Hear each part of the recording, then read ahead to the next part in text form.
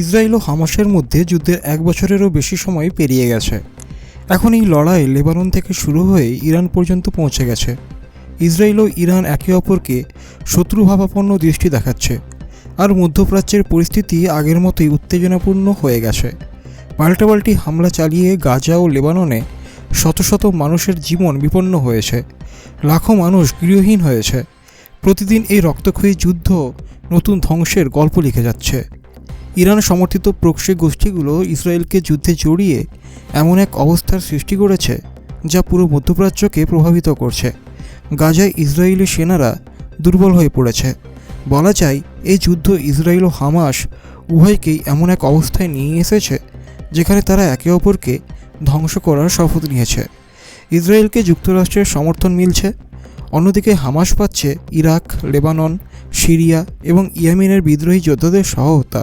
Iran সমর্থিত এই গোষ্ঠীগুলো একত্রিত হয়ে বিভিন্ন স্থানে থেকে ইসরায়েলের ওপর হামলা চালাচ্ছে। সম্প্রতি ইরাকের ইসলামিক প্রতিরোধ যোদ্ধারা ইসরায়েলের উত্তরাঞ্চলে ড্রোন হামলা চালিয়েছে। 30 অক্টোবর সিরিয়া আউলিয়া আল দম ব্রিগেড একটি বিশেষ ড্রোন অভিযান চালায়। এই হামলায় অধিকৃত ফিলিস্তিনের জর্ডান ভ্যালির একটি গুরুত্বপূর্ণ স্থাপনাকে লক্ষ্যবস্তু করা হয়। একই সঙ্গে তারা উত্তরাঞ্চলীয় ফিলিস্তিনের তিবেরিয়াসের উত্তরে একটা গুরুত্বপূর্ণ লক্ষ্যবস্তুকে হামলা চালায়। ইরাকের ইসলামিক প্রতিরোধ গোষ্ঠী ঘোষণা করেছে এই অভিযান গাজা ও লেবাননের জনগণের ওপর ইসরায়েলের হামলার জবাব। তাদের দাবি এই অভিযান শত্রু স্থাপনাগুলোর ওপর হামলা আরও তীব্র করার অঙ্গীকার প্রকাশ করে। ইসরায়েলি মিডিয়া জানিয়েছে রোশ হানিকারা ও বেটজেট বিচসহ উত্তরাঞ্চলের অনেক এলাকায় অজ্ঞাত উড়োজাহাজের অনুপ্রবেশের কারণে সতর্কতা সাইরেন বাজানো হয়। উত্তরাঞ্চলীয় আল জালিল অঞ্চলে ক্রিয়াত শিমোনা ও কাফর গিলাত বসতিগুলোতে সারা রাত সাইরেন শোনা যায়। ইরাকের ইসলামিক প্রতিরোধ গোষ্ঠী গাজার ওপর ইসরায়েলের হামলার পর থেকেই তাদের ওপর পাল্টা আক্রমণ চালাচ্ছে। গাজায় ইসরায়েলি বর্বরতার জন্য যুক্তরাষ্ট্রের সমর্থন পেয়ে প্রতিরোধ গোষ্ঠীগুলো আরও তীব্র প্রতিক্রিয়া দেখাচ্ছে।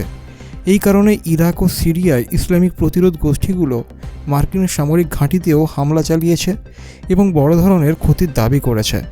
এই পরিস্থিতিতে ইসরায়েল ও যুক্তরাষ্ট্রকে কঠোর পরিণতির হুঁশিয়ারি দেওয়া হয়েছে। ইরাকি প্রতিরোধ গোষ্ঠী জানিয়েছে তারা দীর্ঘস্থায়ী সংঘাতের জন্য প্রস্তুত এবং তাদের যোদ্ধারা উন্নত অস্ত্রে সজ্জিত, যা ইসরায়েলি বাহিনীর জন্য চরম বিপদ হয়ে দাঁড়িয়েছে। মধ্যপ্রাচ্যে এই চরম উত্তেজনা ও সহিংসতার কোনো শীঘ্রই শেষ হওয়ার সম্ভাবনা দেখা যাচ্ছে না। বন্ধুরা, যদি এই খবরটাকে আমরা অ্যানালাইসিস করি তাহলে প্রথম পয়েন্টে আমরা জানব যুদ্ধের উৎপত্তি ও প্রকৃতি। ইসরায়েল ও হামাসের মধ্যে সংঘাত কোনো নতুন ঘটনা নয়। এটি দীর্ঘমেয়াদী ভূ রাজনৈতিক, ধর্মীয় এবং সাংস্কৃতিক দ্বন্দ্বের ফল। 2006 সালে গাজায় হামাসের ক্ষমতা গ্রহণের পর থেকে ইসরায়েল ও হামাসের মধ্যে একাধিক যুদ্ধ সংঘটিত হয়েছে। ইসরায়েল গাজার উপর অবরোধ আরোপ করে রেখেছে, যা অঞ্চলটিকে কার্যত একটা বিচ্ছিন্ন স্থানে পরিণত করেছে। হামাস, যা নিজেকে ফিলিস্তিনের স্বাধীনতার প্রতীক হিসেবে দাবি করে, গাজার মানুষের দুঃখ দুর্দশাকে কেন্দ্র করে ইসরায়েলের বিরুদ্ধে লড়াই চালিয়ে যাচ্ছে। এই যুদ্ধের মূল ভিত্তি হল ফিলিস্তিনি জনগণের ভূখণ্ডের স্বাধীনতা ও ইসরায়েলের জাতীয় নিরাপত্তা। তবে সাম্প্রতিক বছরগুলোতে এই সংঘাত আঞ্চলিক এবং আন্তর্জাতিক মাত্রা লাভ করেছে। 2 নম্বর পয়েন্ট হচ্ছে ইসরায়েল ইরান উত্তেজনার যোগসূত্র। ইসরায়েল ও ইরানের মধ্যে শত্রুতা সরাসরি সামরিক সংঘাতে পরিণত না হলেও প্রক্সি যুদ্ধের মাধ্যমে তাদের উত্তেজনা প্রকাশ পাচ্ছে। ইরান, হামাস, হিজবুল্লাহ এবং ইয়েমেন ও ইরাকের বিভিন্ন ইসলামিক প্রতিরোধ গোষ্ঠীগুলোর মাধ্যমে ইসরায়েলের বিরুদ্ধে আক্রমণ পরিচালনা করছে। ইসরায়েলের গোষ্ঠীগুলোর ওপর হামলা চালিয়ে ইরানের প্রভাবকে কমানোর চেষ্টা করছে।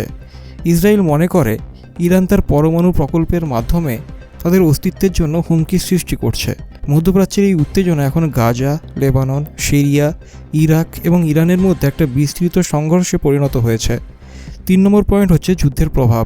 যুদ্ধের সবচেয়ে বড় শিকার সাধারণ মানুষ। গাজা এবং লেবাননে হাজার হাজার মানুষ নিহত ও আহত হয়েছে। লক্ষাধিক মানুষ গৃহহীন হয়েছে। স্বাস্থ্য ব্যবস্থা ভেঙে পড়েছে এবং খাদ্য, পানি ও বিদ্যুতের অভাবে সংকট তীব্র হয়েছে। লেবানন ও ইরাকের ইসলামিক প্রতিরোধ গোষ্ঠীগুলোর অংশগ্রহণ এই সংঘাতকে আঞ্চলিক পর্যায়ে নিয়ে গেছে।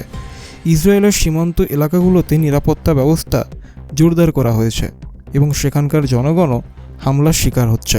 ইসরায়েলের প্রতি যুক্তরাষ্ট্রের পূর্ণ সমর্থন এই সংঘাতকে আরও জটিল করে তুলছে। রাশিয়া এবং চীনের মতো দেশগুলো ইসরায়েলের বিরুদ্ধে সরাসরি অবস্থান না নিলেও তারা মধ্যপ্রাচ্যে ইরানের প্রভাব বাড়ানোর পক্ষে কাজ করছে। এই পরিস্থিতি পশ্চিমা দেশগুলোর জন্য একটা চ্যালেঞ্জ, কারণ তারা ইসরায়েলের মিত্র হলেও মানবাধিকার লঙ্ঘনের সমালোচনা করছে। 4 নম্বর পয়েন্ট হচ্ছে যুদ্ধের কৌশলতা ও প্রক্সি যুদ্ধের ভূমিকা। এই সংঘাতে প্রত্যক্ষ যুদ্ধের পাশাপাশি প্রক্সি যুদ্ধ বড় ভূমিকা পালন করছে। ইরান সমর্থিত গোষ্ঠীগুলো বিভিন্ন দিক থেকে ইসরায়েলের ওপর হামলা চালাচ্ছে, যা ইসরায়েলকে বহুমুখী চাপে ফেলছে। ইরাক এবং লেবাননের ইসলামিক প্রতিরোধ যোদ্ধারা ড্রোন হামলার মাধ্যমে ইসরায়েলের অভ্যন্তরীণ এলাকায় আঘাত করছে। ইসরায়েলের পাল্টা আক্রমণ গাজা ও লেবাননের পাশাপাশি সিরিয়া ও ইরাকে ইরানের সমর্থিত ঘাঁটিগুলোতে পরিচালিত হচ্ছে। 5 নম্বর পয়েন্ট হচ্ছে ভবিষ্যৎ সম্ভাবনা। এই সংঘাতের দ্রুত সমাধানের সম্ভাবনা খুবই ক্ষীণ। ইসরায়েল ও হামাসের মধ্যে মতবিরোধ এতটাই গভীর যে তা সামরিক শক্তি দিয়ে সমাধান সম্ভব নয়। ইরান এবং ইসরায়েলের উত্তেজনা বাড়তে থাকলে এটি সরাসরি যুদ্ধে পরিণত হতে পারে। যুক্তরাষ্ট্র ও পশ্চিমা দেশগুলো এই সংঘাতে জড়িয়ে পড়লে এটি তৃতীয় বিশ্বযুদ্ধের আকার নিতে পারে। যুদ্ধ বিধ্বস্ত অঞ্চলে আন্তর্জাতিক মানবিক সংস্থাগুলোর দ্রুত পদক্ষেপ প্রয়োজন। ফিলিস্তিনের সাধারণ মানুষের জন্য খাদ্য, চিকিৎসা ও বাসস্থানের ব্যবস্থা করা জরুরি। 6 নম্বর পয়েন্ট হচ্ছে মধ্যপ্রাচ্যে শান্তি প্রতিষ্ঠার চ্যালেঞ্জ। মধ্যপ্রাচ্যের এই দীর্ঘস্থায়ী সংঘাতের পেছনে মূল কারণগুলো হলো ভূখণ্ডের প্রতি দাবি, ধর্মীয় মতপার্থক্য এবং আঞ্চলিক ক্ষমতার লড়াই। এই সমস্যাগুলোর সমাধান শুধুমাত্র সামরিক উপায়ে সম্ভব নয়। রাজনৈতিক আলোচনার মাধ্যমে ফিলিস্তিনিদের একটি স্বাধীন রাষ্ট্র সংগঠনের সুযোগ প্রদান করা জরুরি।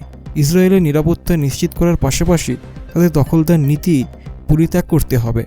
আন্তর্জাতিক সম্প্রদায়কে মধ্যস্থকারী হিসেবে শক্তিশালী ভূমিকা পালন করতে হবে। মধ্যপ্রাচ্যের এই সংকট শুধু একটা অঞ্চল বা দুটি দেশের সমস্যা নয়, এটা গোটা বিশ্বের স্থিতিশীলতার ওপর প্রভাব ফেলে। তাই এই সংঘাতের শান্তিপূর্ণ সমাধান অত্যন্ত জরুরি। ইরাকের ইসলামিক প্রতিরোধ গোষ্ঠী গাজার ওপর ইসরায়েলের হামলার পর থেকেই তাদের উপর পাল্টা আক্রমণ চালাচ্ছে। গাজায় ইসরায়েলি বর্বরতার জন্য যুক্তরাষ্ট্রের সমর্থন পেয়ে প্রতিরোধ গোষ্ঠীগুলো আরও তীব্র প্রতিক্রিয়া দেখাচ্ছে। এ কারণে ইরাক ও সিরিয়ায় ইসলামিক প্রতিরোধ গোষ্ঠীগুলো মার্কিন সামরিক ঘাঁটিতেও হামলা চালিয়েছে এবং বড় ধরনের ক্ষতির দাবি করছে। এই পরিস্থিতিতে ইসরায়েল ও যুক্তরাষ্ট্রকে কঠোর পরিণতির হুঁশিয়ারি দেওয়া হয়েছে। ইরাকি প্রতিরোধ গোষ্ঠী জানিয়েছে তারা দীর্ঘস্থায়ী সংঘাতের জন্য প্রস্তুত এবং তাদের যোদ্ধারা উন্নত অস্ত্রে সজ্জিত, যা ইসরায়েলি বাহিনীর জন্য চরম বিপদ হয়ে দাঁড়িয়েছে। মধ্যপ্রাচ্যে চরম উত্তেজনা ও সহিংসতার কোনো শীঘ্রই শেষ হওয়ার সম্ভাবনা দেখা যাচ্ছে না। তো বন্ধুরা, এই ছিল ভিডিওটি ভালো লাগলে অবশ্যই একটি লাইক করবেন, আর চ্যানেলে নতুন হয়ে থাকলে তাহলে অবশ্যই চ্যানেলটিকে সাবস্ক্রাইব করে বেল আইকন প্রেস করবেন, কারণ এই চ্যানেলে আন্তর্জাতিক সমস্ত রকমের খবর দেওয়া হয়। তো অবশ্যই আমাদের পাশে থাকুন এবং চ্যানেলটিকে সাবস্ক্রাইব করে আমাদের পরিবারের অংশ হয়ে যান। তো চলুন, দেখা হবে পরের ভিডিওতে।